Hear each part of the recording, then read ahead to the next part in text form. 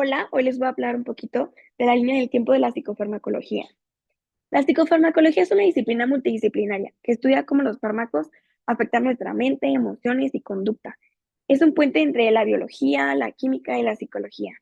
Acompáñenme a este viaje a través de la línea del tiempo para explorar aquellos hitos que la forjaron, desde unos rituales ancestrales hasta la precisión de la medicina que conocemos el día de hoy. Nuestra línea del tiempo comienza en la antigüedad. Aquí las enfermedades mentales se explicaban por casos sobrenaturales. El tratamiento eran prácticas mágicas como exorcismo y rituales. Pero también surgió el empirismo, que es el uso práctico de plantas como el opio o el cannabis, porque se observaba que calmaban. Un ejemplo claro de esto es la rugolfina serpentina que utilizaban en la India.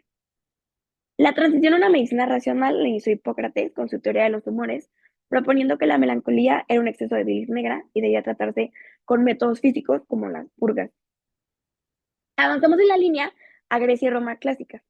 Hipócrates sentó las bases, pero fue Galeno quien refirió la teoría, localizando las funciones psíquicas en el cerebro y su sistema de espíritus animales.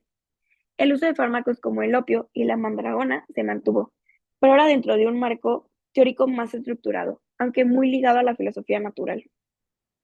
En la Edad Media, el conocimiento se preservó en los monasterios y se enriqueció con la medicina árabe.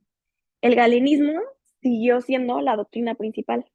Se mantuvo el uso de remedios vegetales como el opio o el eboro, pero la concepción mágica de la locura convivió con el enfoque médico, a menudo de una forma un tanto conflictiva. En el Renacimiento trajo un nuevo espíritu de observación. Paracelso usó la alquimia para crear remedios químicos como alcanas y el láudano. Un hito crucial, en 1409 se fundó en Valencia el primer hospital psiquiátrico del mundo, que esto es un paso monumental hacia la asistencia especializada. En 1563, Johann Weyer publicó un libro argumentando que los poseídos eran enfermos mentales, desafiando la visión sobrenatural. En los siglos XVII y XVIII, la Ilustración puso la razón en el centro. Thomas Sydenham popularizó el uso del opio como calmante.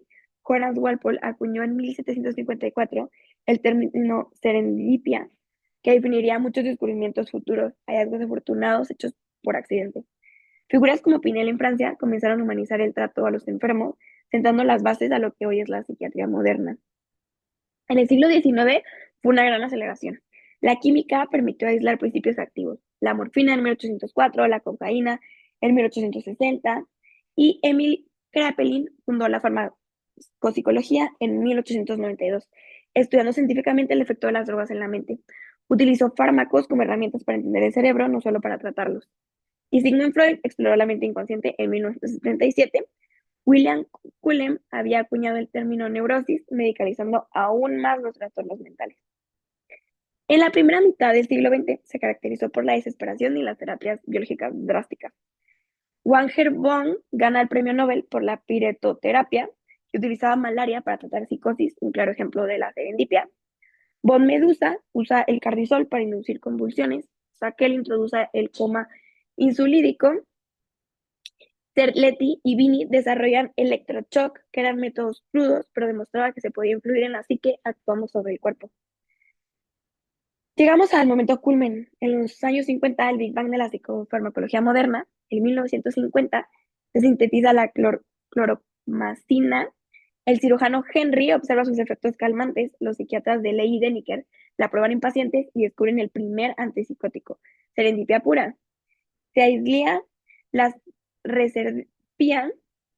En 1957 se sintetiza el primer antidepresivo cíclico, que es la imipramina.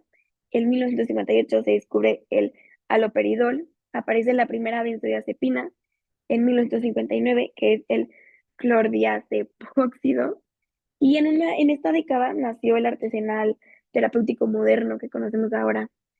Entre los años 60 y 90, la pregunta empieza cómo funcionan estos fármacos.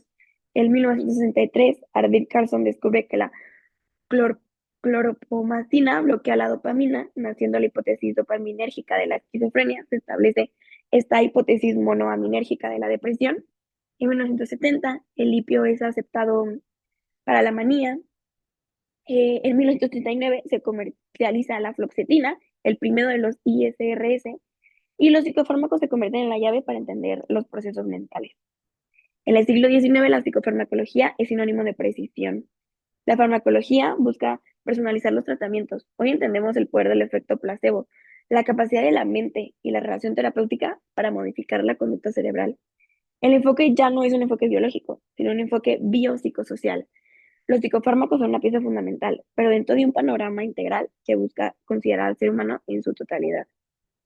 En conclusión, desde la magia hasta la molécula, esta es la línea del tiempo de la psicofarmacología, la historia de la serendipia, de superación del pensamiento mágico, del empirismo y la razón, el uso de términos y de fármacos como herramientas para delegar los misterios de la mente, una disciplina que nos recuerda que la mejor terapia combina lo que sabemos del cerebro con lo que entendemos de la persona. Y esto es un poco de la historia de la psicofarmacología.